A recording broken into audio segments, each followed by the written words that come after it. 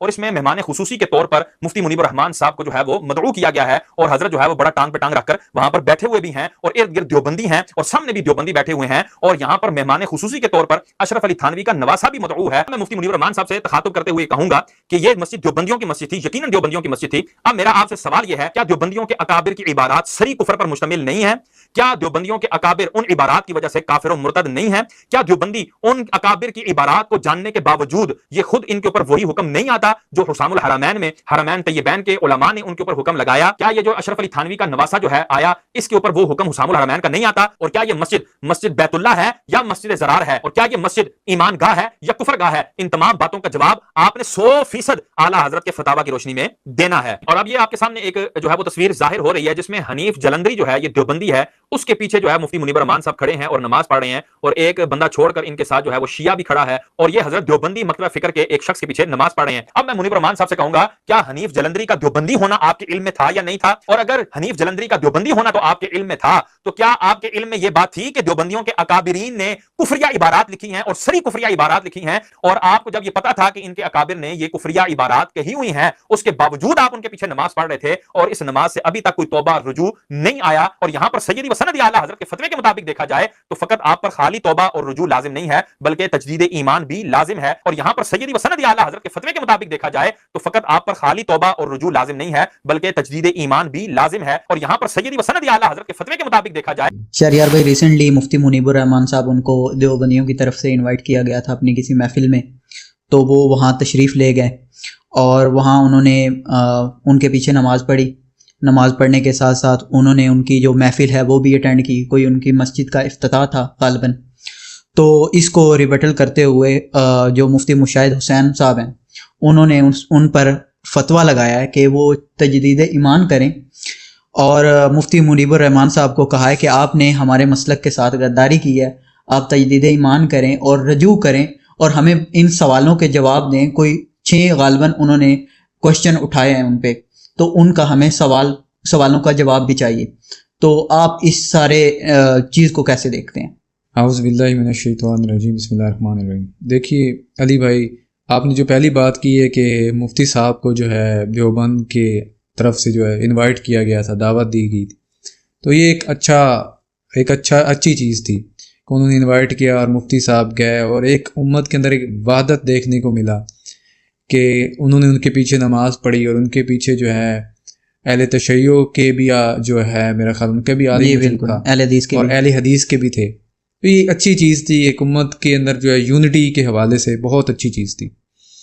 لیکن دوسری طرف یہ ہے کہ مفتی صاحب جس مسلک کو ریپرزینٹ کر رہے ہیں وہ مسلک بریلوی ہے، اور اس کے بانی ہیں وہ مولانا جو اعلیٰ حضرت صاحب ہیں آمن رضا خان بریلوی صاحب جو ہیں۔ تو اس حوالے سے جو مفتی مشاہد صاحب نے جو سوال اٹھائے ہیں مفتی منیب الرحمان کے اوپر، تو یہ بالکل ٹھیک اٹھائے ہیں، میں کہتا ہوں یہ بالکل ٹھیک اٹھائے ہیں، کیونکہ جس مسلک کو آپ ریپرزینٹ کر رہے ہیں اس کا جو بانی ہے اس کے تو یہی فتوے تھے، تو انہوں نے اپنے جو پیر کی اتباع کرتے ہوئے یہ چیز انہوں نے صحیح اٹھائی ہے۔ اس حوالے سے میں ان کو یہ نہیں کہہ رہا کہ انہوں نے یہ چیز غلط اٹھائی، بالکل یہ دیوبندی جو ہے حضرات جو ہیں اور دیگر جو بھی جنہیں ہم اہل حدیث یہ غیر مقلد کہتے ہیں، اور شیعہ اور قادیانی سب کو یہ ایک کھاتے میں رکھتے ہیں اور مسلمان نہیں سمجھتے۔ اس لیے میں انجینئر محمد علی مرزا صاحب کو مبارکباد دینا چاہتا ہوں ایک دفعہ پھر کہ ان کی بات ثابت ہوئی، وہ بالکل ٹھیک کہتے ہیں کہ یہ ایک دوسرے کو مسلمان نہیں مانتے، اگر مسلمان مانتے ہیں تو میں ان کو ایک چٹھی لکھ کے دیتا ہوں، یہ کہتے ہیں کہ جس کے اوپر جو ہے یہ لکھ کے دے دیں کہ یہ سب کے سب ساری غلط قیامت والے دن انہوں نے کلمہ پڑھا ہوا ہے، یہ اہل قبلہ ہیں، تو وہ گمراہ ہو گئے ہیں، لیکن ایک نہ ایک دن عذاب بھگت کے یہ جنت میں چلے جائیں گے، اور ان کو چندہ دینا بھی جائز ہے اور ان کے پیچھے نمازیں پڑھنا بھی جائز ہے، قیامت آ جائے گی ایسی کوئی چیز نہیں لکھی۔ شہریار بھائی، انہوں نے اپنے بیان میں یہ کہا ہے کہ کیا یہ جو مسجد جن کا افتتاح کرنے گئے تھے کیا وہ مسجد ایمان تھی یا مسجد کفر تھی؟ نعوذ باللہ، استغفر اللہ۔ مطلب وہ اس مسجد کو بھی اس منافقین کی مسجد کے ساتھ وہ تشبیہ دے رہے ہیں نا کہ یہ منافقوں کی مسجد ہے، یہ مسجد زرار انہوں نے کہا ہے، جو نبی اکرم صلی اللہ علیہ وسلم کے لیے ایک منافقین نے مسجد بنائی تھی اور اس میں انہوں نے نبی کریم صلی اللہ علیہ وسلم کو دعوت دی تھی۔ جی جی، تو اس حوالے سے یہ کہنا چاہ رہے ہیں کہ یہ دیوبند کے اکابرین کے اوپر انہوں نے منافقت کا فتویٰ لگایا. رہ گئے ان کے سوالات. دیکھیے جو سوالات انہوں نے اٹھائے ہیں کیا ان کی عبارات کفریہ ہیں؟ تو اس میں تو کوئی شک نہیں ہے کہ جو عبارات ان کے ہاں پائی جاتی ہیں ہم حسن ظن رکھتے ہیں کہ ہو سکتا ہے انہوں نے یہ نہ کہا. لیکن سوال یہ کہ یہ جو سوال اٹھا رہا ہے یہ پوچھے کہ ان کے اکابرین نے کیا گند ڈالا ہے. ان کے اکابرین کی طرف بھی تو یہی چیزیں ہیں. اب رہ گئی بات یہ کہ یہ مرتد مانتے ہیں. تو مفتی منیب الرحمان صاحب ادھر کرنے کیا گئے تھے؟ میرے خیال میں مفتی صاحب کو علم نہیں تھا. اگر ان کو علم نہیں تھا تو جس بندے کو علم نہیں ہے اس کو اپنا مفتی اعظم انہوں نے کیوں بنا لی؟ تو الحمدللہ یہ چیز ہے کہ ہمیں کسی کو توڑنے کی ضرورت نہیں ہے. ہمیں فرقہ واریت کو ختم کرنے کی ضرورت نہیں. ہم نے تو صرف ایک تھوڑا سا کام کیا ہے, تھوڑی سی ایفرٹ کی ہے. فرقہ واریت اپنی موت آپ ہی مر رہی ہے. بالکل الحمدللہ. بھائی آپ کے مطابق پھر اگر مفتی منیب الرحمان صاحب ادھر تشریف لے گئے ہیں تو پھر ان کو اعلیٰ حضرت جو ہیں ان کے جو فتاویٰ ہیں ان کو غلط کہنا پڑے گا کہ ان سے یہ غلطی ہوئی ہے, ان سے یہ انہوں نے یہ صحیح نہیں لکھا. مطلب آپ کا کہنے کا مطلب ہے کہ ان کو اس فتاوے سے رجوع کرنا پڑے گا. دیکھیے جب فتاوے سے رجوع کریں گے, جب یہ مان لیں گے کہ ہمارا جو پیر ہے یا ہمارا جو شیخ ہے وہ غلطی کر سکتا ہے, اور ہمیں شیخ کے اوپر فنا نہیں ہونا چاہیے, ہمیں فنا فی اللہ ہی ہونا چاہیے کہ اللہ تبارک و تعالیٰ کی جو ذات ہے وہ غلطی سے پاک ہے, اور اللہ تعالیٰ جو ہے وہ قادر مطلق ہے, اور وہ ہر چیز کا بنانے والا ہے, شر کا بنانے والا بھی خیر کا بنانے والا, وہ بالکل قادر مطلق ذات ہے.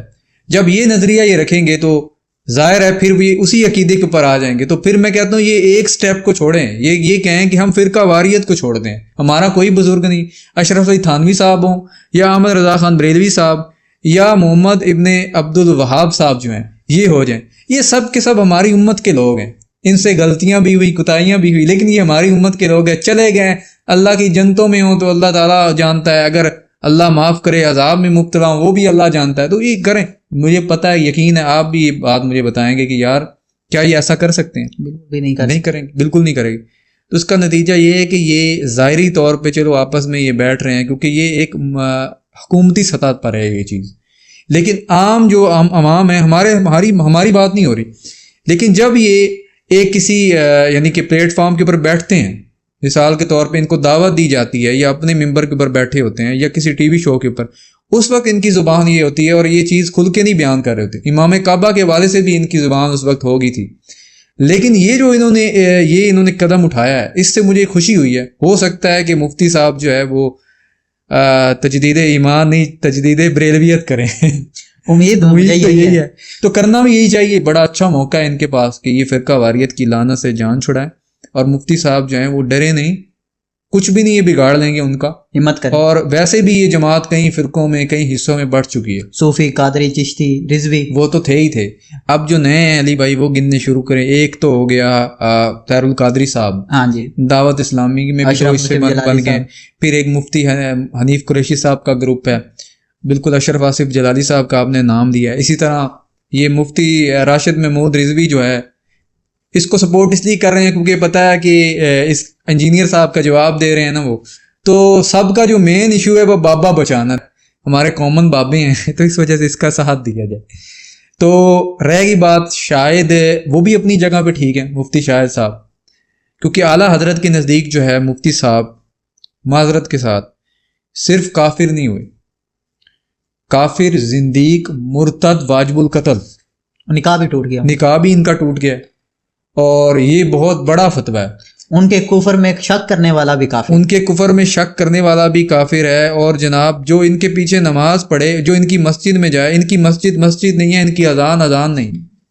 تو مفتی صاحب جو ہیں وہ اگر یہ دل میں کوئی چیز دیکھیں, اگر وہ ان کے پیچھے چلے گئے تو اس کا مطلب وہ زندگی بھی بن گئے اس طرح. تو یہ چیز ہے. اس حوالے سے جو ہے اللہ تعالیٰ ان سب کو ہدایت دے اور سب کے سب یہ فرقہ واریت کو چھوڑیں, آمین, اور سارے قرآن و سنت کے پر آئیں. ہم تو پہلے یہ کہتے ہیں کہ یہ ایک دوسرے کے ساتھ دل سے ٹھیک نہیں ہے. تو دل سے کب ٹھیک ہوگے؟ جب اپنا یہ علیحدہ بنا لیں گے کہ یہ ہمارا ہے یہ آپ کا ہے. ان کو کہنا چاہیے تیرا میرا چھوڑو, نبی سب کا ہے. نبی کریم صلی اللہ علیہ وسلم کی ذات کو یہ ایک جگہ کے اوپر رکھیں اور نبی کریم صلی اللہ علیہ وسلم کی ذات کے اوپر اکٹھے ہو جائیں. اگر یہ بابے کے اوپر چلتے رہیں گے تو کبھی بھی اکٹھے نہیں ہو سکتے. کوئی بھی اکٹھا نہیں, قرآن کے اوپر اکٹھے ہو جائیں, نبی علیہ السلام کی ذات کے اوپر اکٹھے ہو جائیں.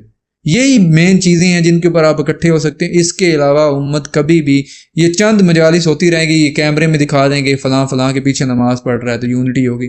نہیں، یہ یونٹی نہیں ہے. یونٹی یہ ہے جب تک آپ فرقہ واریت کی لعنت جو ہے اس سے جان نہیں چھڑاتے، 3 طلاقیں دے کے اسے فارغ نہیں کرتے، تب تک یہ ہے کہ یہ جو گندا زہر ہے اس امت کے اندر پھیل چکا ہے یہ ختم ہونے والا نہیں ہے. تو بس میں اس حوالے سے یہی کہنا چاہتا ہوں. شہریار بھائی، اللہ تعالی ہم سب کو ہدایت دے اور ان کو بھی الحضور صلی اللہ علیہ وآلہ وسلم کے فرمان پر عمل کرنے کی توفیق نصیب فرمائے. وما علینا الا البلاغ المبین.